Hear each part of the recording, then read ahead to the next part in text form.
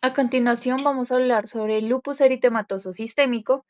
El grupo está conformado por Felipe Mendoza, Santiago Pardo, David Rodríguez, Valentina Durango y quien les habla, Natalia Ruiz. Bueno, ¿qué es el lupus eritematoso sistémico? Esta es una enfermedad autoinmune crónica y multisistémica que afecta a perros, gatos y caballos.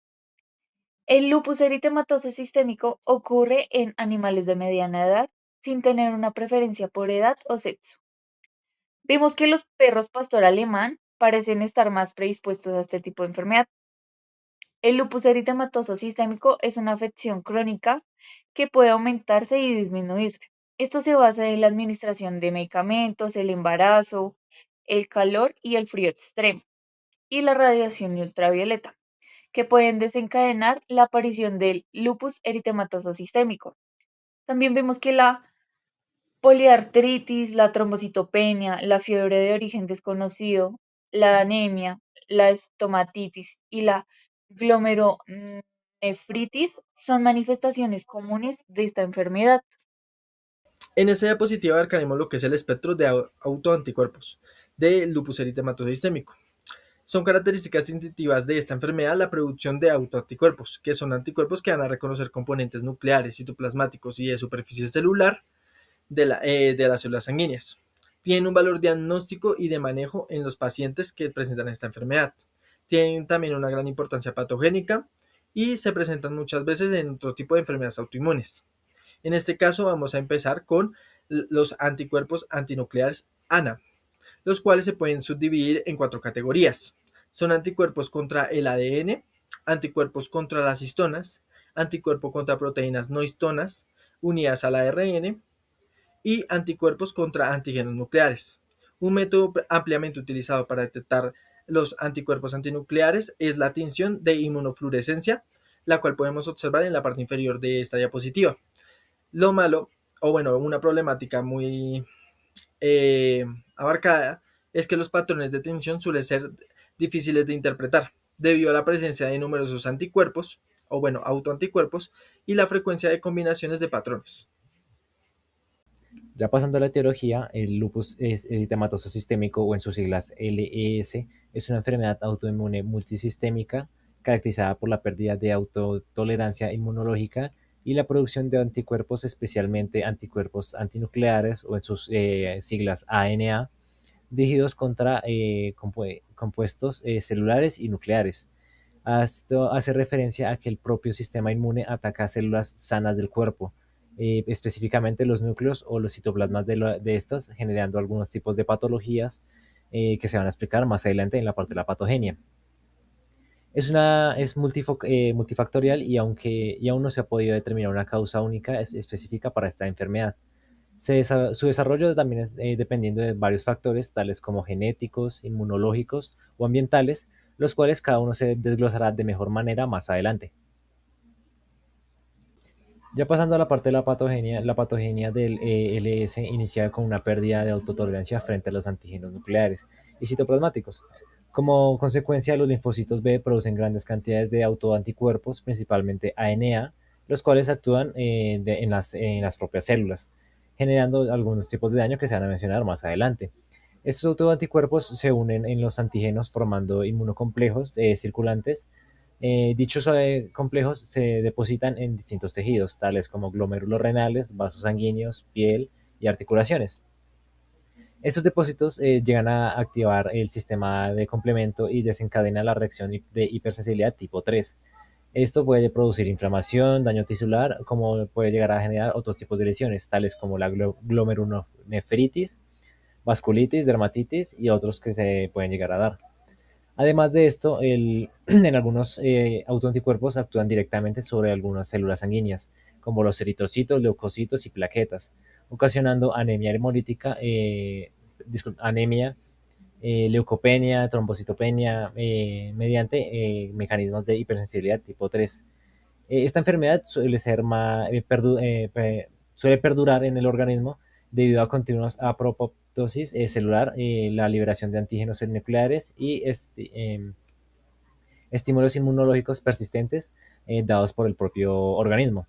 favoreciendo la producción continua de autoanticuerpos y el daño multiorgánico progresivo a largo plazo debido a que esta enfermedad. Bueno, yo voy a hablar sobre las características clínicas del lupus eritematoso sistémico, también conocido como LES, y también sobre el lupus inducido pues por fármacos. El lupus eritematoso sistémico es una enfermedad autoinmune multisistémica. ¿Qué significa esto? Que pues el sistema inmunológico pierde esa capacidad de reconocer las células propias del organismo y pues comienza a atacarlas como si fueran cuerpos extraños. Esto genera una inflamación y daño en los diferentes órganos e incluso también en los tejidos. Aquí una de las características principales de esta enfermedad pues es la producción de los anticuerpos, especialmente los anticuerpos antinucleares o los reconocidos como ANA, que pues reaccionan contra componentes del núcleo celular. Además, la enfermedad pues puede afectar lo que es principalmente la piel, las articulaciones, los riñones, la sangre e incluso puede llegar a afectar el sistema nervioso. Además, pues tiene un curso crónico y variable porque pues puede presentar periodos donde los síntomas pues empeoran, que aquí es donde ya comienzan a salir brotes, y pues otros donde estos disminuyen. Bueno, ahora tenemos las manifestaciones cutáneas. Las lesiones pues son muy importantes en el lupus porque muchas veces ayudan a lo que es el diagnóstico clínico. Las manifestaciones dermatológicas pues pueden incluir lo que es eritema, que es el enrojecimiento de la piel, descamación, costras, alopecia o incluso pérdida de la pigmentación. En algunos pacientes pues aparecen erosiones y ulceraciones tanto en la piel como en las uniones mucocutáneas y en las membranas mucosas. Pues las zonas más afectadas siempre suelen ser la cara, las orejas o incluso las extremidades distales. Aquí un dato importante es que muchas lesiones pues aparecen de manera parcialmente simétrica, especialmente en la región facial, lo cual pues puede servir como una pequeña pista diagnóstica. También puede presentarse lo que es la dermatitis exfoliativa generalizada y lesiones que pues se parecen al lupus discoide. Además, la exposición a la radiación ultravioleta pues puede agravar esta enfermedad, ya que la luz ultravioleta pues favorece la apoptosis celular y aumenta la liberación de los antígenos nucleares, estimulando todavía más la respuesta pues autoinmune y generando así que empeoren las lesiones de la piel. Ahora bien, entre los signos generales más frecuentes pues tenemos la fiebre de origen desconocido, la pérdida de peso y el cansancio constante o la fatiga. Pues muchos pacientes también presentan lo que es poliartritis no erosiva, que pues es la inflamación en varias articulaciones causando dolor e incluso una pequeña dificultad pues para moverse, aunque pues sin destruir el hueso como ocurre con otro tipo de enfermedades articulares. Otra alteración importante es la glomerulonefritis, que esta pues ocurre cuando los complejos inmunes se depositan en los riñones y producen una inflamación. Esto realmente pues puede afectar la función renal y causar proteinuria. Además pues son comunes estas alteraciones hematológicas como lo es la anemia, trombocitopenia y la leucopenia. Esto debido a que el sistema inmune pues puede afectar las células sanguíneas. También pues puede presentarse linfadenopatía, que este es el aumento del tamaño de los ganglios linfáticos. Y pues también se puede presentar esplenomegalia, ya que los signos pues son tan variados que pues el lupus puede confundirse a veces un poco fácil con otras enfermedades antiinflamatorias o autoinmunes. Ahora bien, tenemos el lupus inducido por fármacos. Aquí existe esta variante donde pues algunos medicamentos pueden desencadenar una respuesta inmune similar a la del lupus eritematoso sistémico. Entre los medicamentos pues más relacionados está la hidralazina, la procainamida y la de penicilamina. Estos fármacos pues pueden alterar lo que son los mecanismos normales de la autotolerancia y favorecer lo que es la producción de los anticuerpos. Los pacientes aquí pueden presentar síntomas muy parecidos a los del lupus eritematoso sistémico, como fiebre, artritis, alteraciones cutáneas y la presencia de anticuerpos antinucleares positivos. Sin embargo, pues una diferencia importante es que pues muchas veces los signos clínicos tienden a mejorar cuando se suspende el medicamento responsable. Por eso es que es fundamental revisar los antecedentes farmacológicos del paciente para identificar si pues el lupus podría estar relacionado con un tratamiento. Bueno, vamos a continuar con lo que son las lesiones del lupus eritematoso sistémico. En esto vamos a encontrar que tiene un amplio espectro de lesiones morfológicas que se asocian al lupus eritematoso sistémico en caninos. El hallazgo más común es en la poliartritis, que esta se caracteriza por ser una lesión no erosiva que afecta comúnmente a lo que son las articulaciones intravertebrales, carpianas, tarsianas y temporomandibulares. En esto podemos encontrar que estas articulaciones van a presentar lo que es inflamación de la membrana sinovial, engrosamiento de las cápsulas articulares, disminución del cartílago, dolor y rigidez en la articulación. Ya como signos frecuentes que presentan los caninos son letargo, intolerancia al ejercicio, dificultades para levantarse y moverse, rigidez después del descanso, ya lo que es alta dificultad para subir y bajar escaleras y van a empezar a disminuir lo que es el interés en el juego. Bueno, la arteritis aguda se caracteriza más que todo por la exudación de neutrófilos y fibrina en la membrana sinovial y el engrosamiento perivascular concurrente por células mononucleares. El diagnóstico diferencial principalmente para la artritis es la artritis reumatoide, que es una lesión erosiva. También presentamos lesiones renales, que esto es como el resultado de depósitos de complejos inmunes. También vemos que puede afectar lo que es el glomérulo, los vasos sanguíneos y las membranas basales de los túbulos renales. Tenemos lo que es la glomerulonefritis, que afecta a los glóbulos, los vasos sanguíneos y la membrana basal de los túbulos renales. Estas lesiones comparten un mecanismo patogénico común, consecuencia del depósito de inmunocomplejo y la activación del complemento, que es la hipersensibilidad tipo 3. Las lesiones glomerulares suelen manifestarse proteinuria persistente. Y también encontramos lo que es las lesiones cutáneas, que se generaliza en cara, orejas y extremidades digitales. Esta se caracteriza por ser eritematosa, ulcerativa y también puede ser necrótica en alguna de estas partes.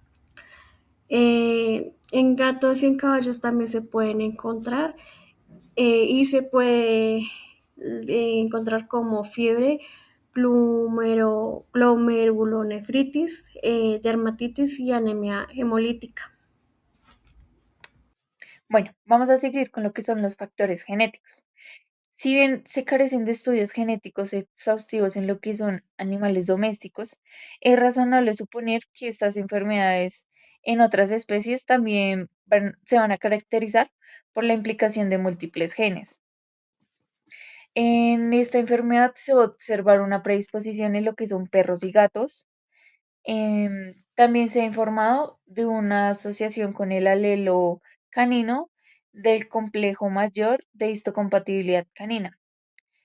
En esto no existen estudios genéticos definitivos similares a los que se reportan con humanos. Vemos lo que son presencias de deficiencias hereditarias de componentes del complemento, como lo es el C2, C4, C1K. ya dado que estos componentes del complemento son importantes para la eliminación de los complejos inmunes circulantes por el sistema monocito macrófago, dado que dicha deficiencia puede contribuir al depósito de complejos circulantes en los tejidos en lugar de su eliminación.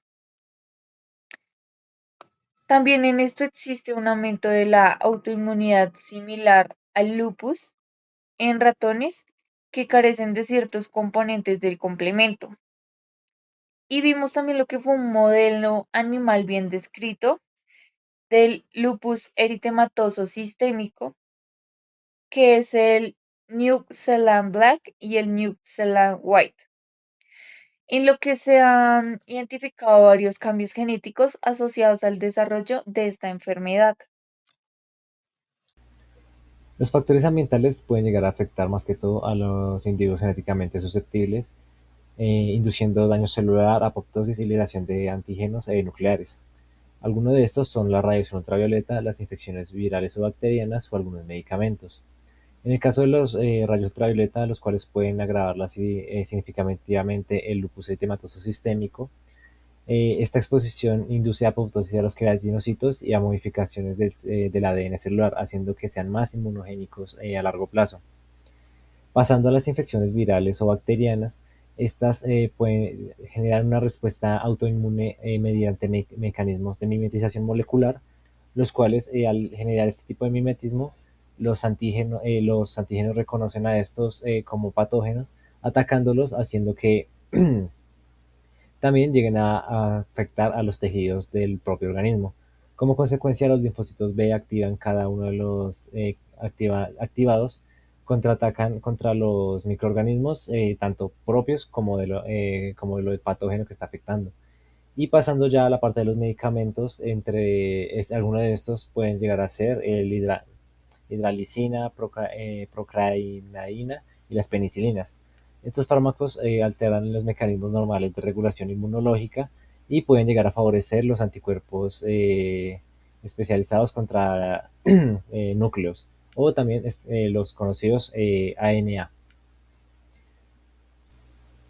Ya agregando una parte final y extra, como resultado de estos estímulos ambientales ocurren activaciones anormales de células dendríticas y receptores tipo TOL, los cuales serían el tipo 7 y el TLR7 y el TLR9, con los cuales reconocen el ADN y el ARN liberando las células apoptóticas. Estos inducen el proceso de interferón tipo 1 específicamente, aplicando las activaciones de los linfocitos T colaboradores y generando la respuesta autoinmune en el organismo. En los factores inmunológicos tenemos dos hipótesis. Una de ellas es que la patogénesis se centra en un defecto intrínseco relacionado a la activación policlonal de los linfocitos B. Esto se refiere a una respuesta inmunitaria en la cual múltiples clones de linfocitos son activados simultáneamente por agentes inespecíficos. También tenemos la hipótesis actual, que se refiere que tiene más probabilidades de ser el resultado de una desregularización inmunológica centrada en los linfocitos T helper o CD4 como se les conoce. También toca resaltar que aunque se desconoce la causa subyacente de la producción de autoanticuerpos por el lupus eritematoso sistémico, hay detalles como la formación de complejos de anticuerpo péptido, que es fundamental para que se genere su mecanismo de daño tisular. También encontramos nuevamente a los ANA o anticuerpos antinucleares, que también pueden dar lugar a la formación del lupus eritematoso, que suele estar presente en médula ósea o células fagocíticas, como el macrófago o neutrófilos, que debido a que han engullido el núcleo opsonizado se ven afectadas. Por último, pero no menos importante, toca tener en cuenta que la patogenicidad que involucra múltiples factores genéticos ambientales y una multitud de factores inmunológicos, los cuales no han sido detallados a profundidad y todavía se desconoce mucho de ellos. Como exámenes complementarios para llegar al diagnóstico tenemos lo que son biopsia cutánea, biopsia en riñón y biopsia en articulaciones. Eh, bueno, biopsia cutánea generalmente se hace, que es la más común, que esta se tiene que tener en cuenta, que es evitar las úlceras y las erosiones, ya que puede esto alterar el resultado del examen. También se puede hacer pruebas de anticuerpos antinucleares, es para saber en sangre qué tanta reactividad inmunológica tiene el paciente. Y el análisis de orina y periférica renal es para saber cómo está el riñón, si está afectado o tiene alguna alteración de acuerdo a esta patología del lupus. La histopatología se produce una vacuolización de las células basales apoptóticas, la cual hace la separación dermoepidérmica y ulcerativa, mostrando una necrosis prominente de queratinocitos que se encuentran en el nivel de la epidermis. A continuación hablaremos de la imagen izquierda superior, que es una endocarditis de la válvula mitral de lupus eritematosus. En la parte inferior del lado izquierdo se encuentra un patrón de tinción de anticuerpos antinucleares, lo cual hace que los anticuerpos sean reactivos y esto se vea así como luminiscente para determinar qué es el lupus eritematoso. En la parte derecha superior encuentran la imagen de lupus eritematoso sistémico afectando a lo que es la parte cutánea. Esa se tiñó con una hematoxina y eosina, mostrando una degeneración por licoinfección de capa basal de la epidermis y además de una unión dermoepidérmica. Y en la parte inferior del lado derecho se encuentra un glomerulonefritis de lupus en afectación de glomérulo y túbulos contorneados renales. Y aquí se encuentran las bibliografías, la cual fue referencia a esta exposición. Y ya con esto se concluye nuestra presentación. Muchas gracias.